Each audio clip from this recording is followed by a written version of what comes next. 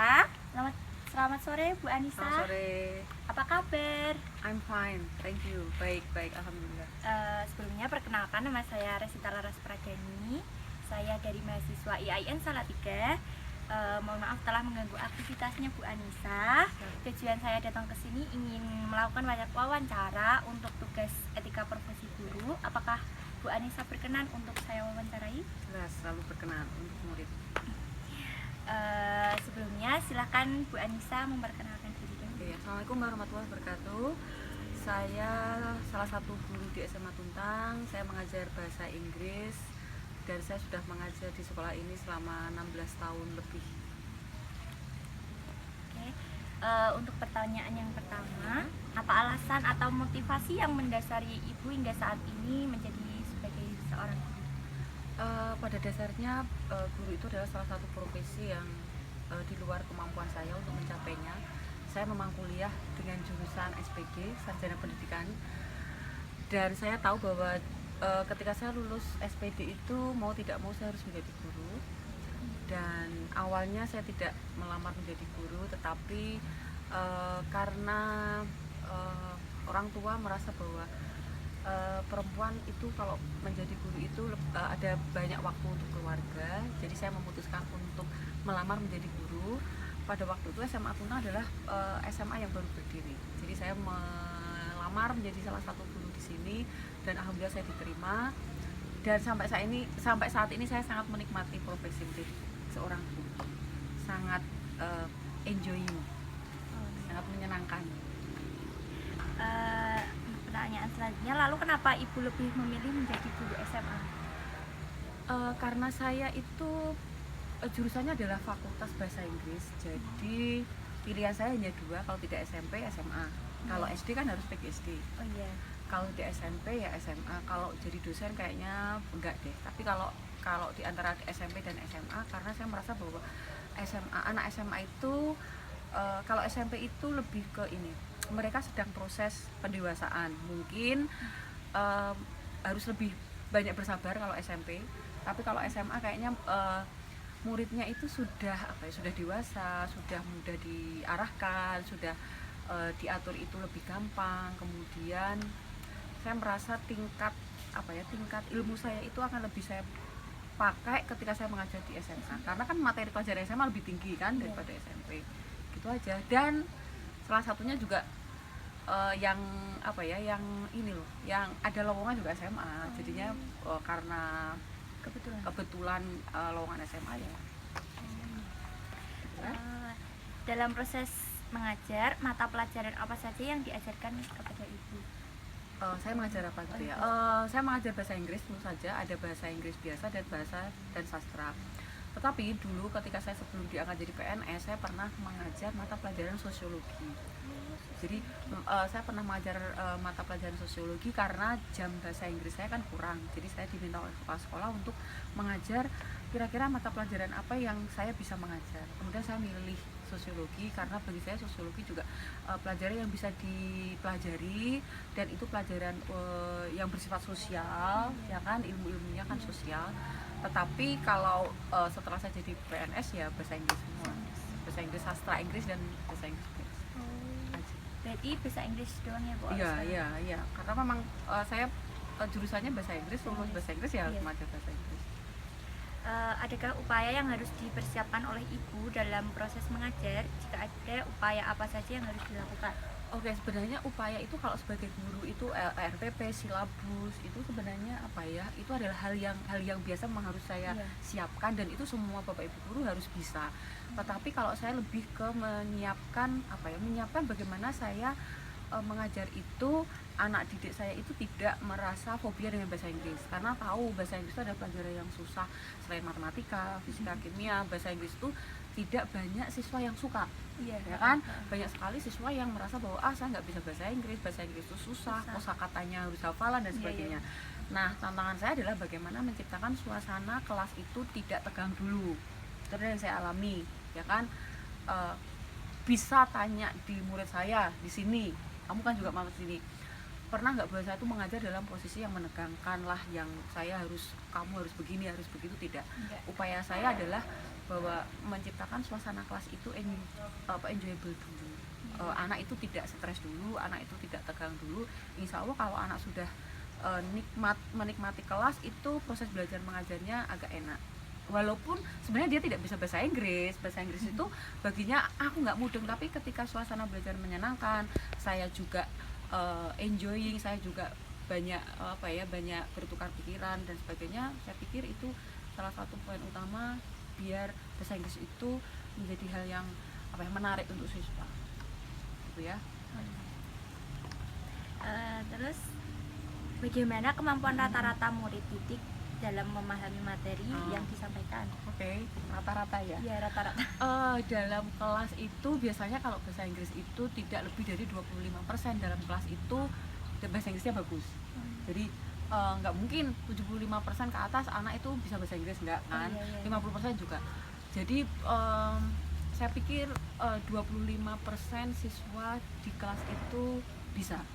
25%-nya biasa, dan ada sama sekali mungkin 25% atau 20% yang sama sekali tidak bisa.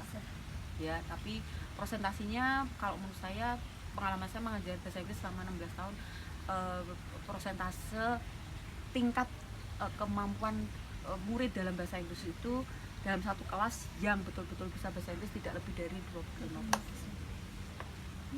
Ya. Iya. Terus metode apa yang dapat Ibu gunakan untuk mengajarkan pelajaran? Oke. Kalau metode dalam bahasa Inggris banyak, ada inquiring, ada problem solving, tergantung dari materi yang akan saya sampaikan, ya kan. Misalnya materinya teks, ya mereka harus problem solving, baca teks dulu, nanti ini apa. Kalau materi yang akan saya berikan adalah kosakata, vocabulary, ya mereka harus metode saya mereka harus menghafal. Ya, mereka harus menghafal. Kalau rumus atau grammar mereka harus menghafal. Karena tidak seperti matematika yang harus problem solving, yang mereka harus memecahkan rumus itu jawabannya apa. Tapi kalau dalam bahasa Inggris, metode yang sering saya pakai kebanyakan itu ya inquiring. Jadi anak-anak memang harus hafalan, harus tahu. Jadi menghafal ya Bu ya. Ya, menghafal itu yang paling utama sih. Bagaimana Ibu menemukan ide baru untuk mengajar? Untuk saat ini posisi mengajar itu kan udah 1 tahun ini posisinya kan online. Terus kita jarang ketemu dengan siswa. Saya biasanya sering bermain di media sosial untuk menyampaikan ide-ide siswa. Misalnya saya ajak anak-anak untuk bersosial media. Anak muda semuanya tahu sekarang Instagram semuanya punya. Dan di Instagram itu banyak sekali akun alamat IG yang intinya adalah belajar bahasa Inggris. Ada Ilham Seri itu, kamu kalau follow dia itu banyak sekali vocabulary, banyak sekali grammar, banyak sekali semuanya pengetahuan tentang vocabulary bahasa Inggris. Terus kemudian ada english.id Indonesia, banyak sekali follow. Nah, saya minta anak-anak saya untuk memfollow mereka, ya minimal 3 akun lah untuk follow. Nah, kemudian nanti anak-anak saya minta untuk membuat laporan. Mereka tuh tiap hari postingan apa. Jadi saya tugasnya saya minta 2 minggu sekali kan. Saya minta 2 minggu sekali. Mereka saya minta untuk yang diposting Ilham itu selama 1 minggu apa. Nah, yang diposting itu tentang vocabulary ditulis, tentang grammar ditulis. Nanti buat laporan saya bahwa Bu, ini loh saya sudah follow ini, saya sudah ngikutin ini, materinya ini. Jadi punya Ilham itu kadang-kadang materinya simpel kayak perbedaan antara British English and American English. Apa saja vocabulary kan mereka harus hafal. Tuh. Terus nanti ada perbedaan penggunaan, misalnya present. Bedanya apa ya? Kalau present itu mempersembahkan, present itu hadiah. Gitu ya. Jadi sekarang lebih ke media sosial aja deh informasinya biar dalam masa pandemi ini ya. Di luar pandemi juga bisa. Jadi mau diterapin sama Ibu di setelah pandemi ini? Bisa diterapkan. Selanjutnya, apakah ada kesulitan yang dialami oleh Ibu dalam proses menyampaikan materi? Kesulitan banyak pastinya. Salah satu faktor utama adalah ketidaktertarikan anak-anak terhadap bahasa Inggris. Karena Mungkin ketika saya mengajar kelas 10 itu mereka sudah ada bawaan dari SMP bahwa mereka nggak suka. Iya. Entah itu gurunya yang galak lah, entah itu nggak bisa atau nggak tertarik dengan bahasa Inggris. Nah itu adalah salah satu saya kendala. Iya. Ketika mereka sudah nggak bisa sama sekali, itu saya mau memberikan materi lagi dari awal kan tidak mungkin. Iya. Dari SMP lagi ya materi dasar. Jadi ya kalau saya meneruskan dari SMA otomatis mereka akan ketinggalan, ya kan? Dan membuat mereka mengejar materi itu yang susah. Ya, jadi mereka harus mengejar materi yang SMP mereka nggak tertarik itu susah. Padahal saya harus sudah di materi SMA kan. Iya. Nah, saya tidak mungkin mengulangi materi yang SMP. Gitu kan. Jadi ya itu salah satu adalah karena pada dasarnya mereka dari awal sudah nggak bisa bahasa Inggris. Yang kedua, ada yang bisa bahasa Inggris tetapi kadang-kadang karena bahasa Inggris itu tidak native language kita ya. Iya. Maksudnya kita tidak native language kita. Bahasa Inggris itu adalah sebagai foreign language. Jadi secara mengajar pronunciation, mengajar spelling, mengajar bagaimana cara ngomong bahasa Inggris itu yang susah. Ya karena kita orang Jawa kadang-kadang kita ngomong bahasa Inggris aja logatnya Jawanya keluar. Nah itu. Saya pun sebagai guru kadang-kadang juga begitu. Kayaknya udah keren ya saya ngomong Inggrisnya, tapi ternyata setelah direkam, kok tetap logatnya Jawa. Gitu. Ya itulah salah satu. Bagaimana cara Ibu mengatasi kesulitan tersebut? Kesulitannya saya tetap memberikan motivasi terhadap anak didik saya bahwa bahasa Inggris itu adalah mata pelajaran yang bisa dipelajari. Mata pelajaran yang bisa dipelajari. Karena apa? Ketika kita pengen sekali bisa bahasa Inggris ya memang kita harus belajar dengan sungguh-sungguh. Ada yang tidak bisa sama sekali kemudian menjadi guru bahasa Inggris seperti saya bisa. Ada yang bisa bahasa Inggris tapi kemudian dia tidak sukses studinya dalam bahasa Inggris juga bisa. Jadi salah satu untuk menanggulangi kesulitan itu adalah yang pertama adalah memberi motivasi kepada siswa bahwa bahasa Inggris adalah pelajaran yang bisa dipelajari, bukan menjadikan momok yang harus ditakuti, gitu kan? Pokoknya enjoy aja lah, karena pada dasarnya kalau kamu bisa bahasa Inggris itu kamu bisa when you speak English, you can rock the world. Ketika kamu bisa bahasa Inggris, kamu bisa berkeliling dunia dengan bebas. Karena apa ya? Kamu bisa international language gitu. Iya. Ya motivasinya adalah mereka. Salah satu motivasi yang saya sampaikan kepada siswa adalah pokoknya bahasa Inggris itu adalah pelajaran atau bahasa yang bisa dipelajari. Itu intinya ya. Berarti memberikan motivasi kepada murid-murid itu ya Bu ya? Iya. Gitu ya teman-teman. Kemudian apakah ada perubahan dan kemajuan yang signifikan terhadap murid didik selama Ibu mengajar di sekolah? Kalau perubahan dalam hal materi itu saya tidak bisa mengukur secara detail. Misalnya begini, anak kemarin bisa kosakata sebanyak 500, sekarang sebanyak 700. Iya. Nah, itu saya tidak bisa mengukur. Tetapi kalau mengukur sikap mereka terhadap bahasa Inggris saya bisa. Anak yang kemarin nggak bisa bahasa Inggris sekarang lebih semangat bahasa Inggris. Yang kemarin mau menghafalkan kosakata malas sekarang agak bersemangat. Kamu misalnya belajar dari lagu yang bertemakan cinta dan sebagainya. Kamu bisa menghafal kosakata dari lagu. Yang pada dasarnya mereka nggak suka lagu bahasa Inggris, jadi suka lagu bahasa Inggris. Jadi yang merubah pertama kali adalah sikap mereka dulu terhadap pelajaran bahasa Inggris. Yang awalnya itu saya pernah pengalaman punya anak atlet.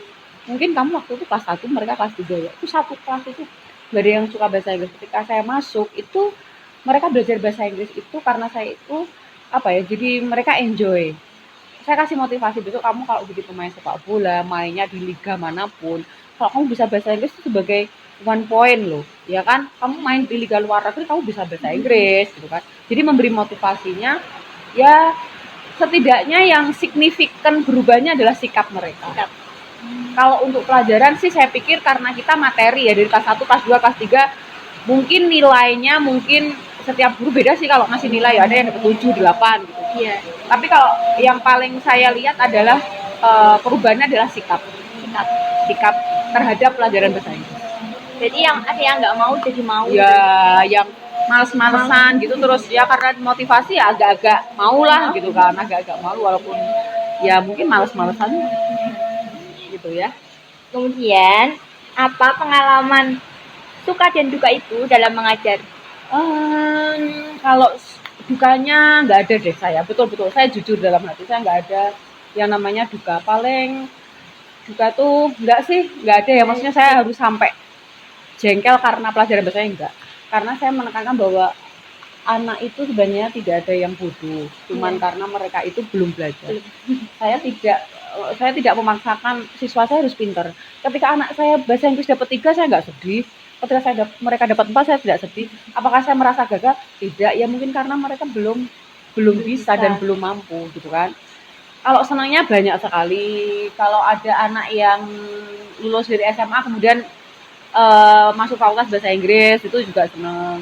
Kemudian ada murid yang sukses walaupun tidak di bidang bahasa Inggris ya, bisa ada yang jadi guru apa, ada yang jadi tentara, ada yang jadi polisi, itu senang lah.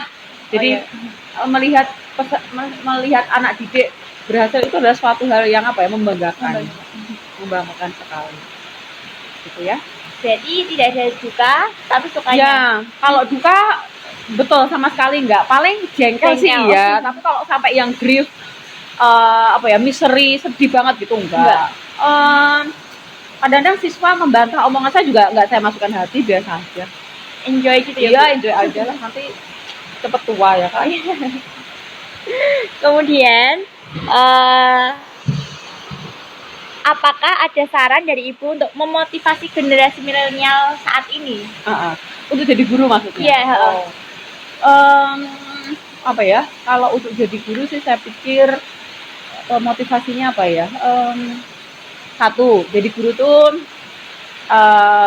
enaknya adalah yang paling utama adalah kita beribadah dulu, membagi ilmu yang kita dapat dengan orang lain. Itu adalah amalan yang tidak akan berhenti. Ketika ilmu kita diberikan pada orang lain dan ilmu kita itu berguna untuk orang lain di kemudian hari terus menerus, itu adalah amalan yang penting, amalan yang kedua. Sekarang jadi guru walaupun belum PNS, penghasilannya sudah lumayan. Ada pakai provinsi, pakai kabupaten yang penghasilannya lebih dari cukup lah. Iya. Apalagi kalau sudah PNS itu paling ngajar SMA, udah gaji, ada tunjangan, ada itu. Itu juga salah satu pertimbangan ya, motivasi biar kamu semangat jadi guru. Yang ketiga, menjadi guru itu enaknya itu banyak sekali yang mengenal kita, mantan murid lah, mantan murid yang sukses. Dan saya tidak gini, saya pernah naik bis saya tidak tahu kalau itu tuh mantan murid saya mau bayar. Nggak usah Bu, saya pikir saya tuh lihat-lihat, saya kan muridnya Ibu tahun 2007. Oh iya, itu kan salah satu untungnya ya itu. Kemudian nanti ada yang jadi satpam, saya masuk juga. Ya pokoknya banyak sekali lah motivasi yang harus kamu pertimbangkan ketika kamu tuh besok menjadi guru. Tapi yang satu adalah bahwa ketika kamu itu melakukan hal itu diniati ibadah, pastinya akan barokah. Satu poin, jadi guru itu mentransfer ilmu adalah salah satu bentuk ibadah yang tidak akan berhenti pahalanya. Oh ya. Iya teman-teman, semangat jadi guru. Semangat. Menurut saya pertanyaannya sudah cukup. Terima kasih buat Bu Anissa untuk waktunya. Semoga sukses kuliahnya, dimudahkan, dilancarkan, sudah lulus. Amin. Ya, amin. Semoga bermanfaat ilmunya. Dadah. Wassalamualaikum warahmatullahi wabarakatuh. Waalaikumsalam warahmatullahi wabarakatuh.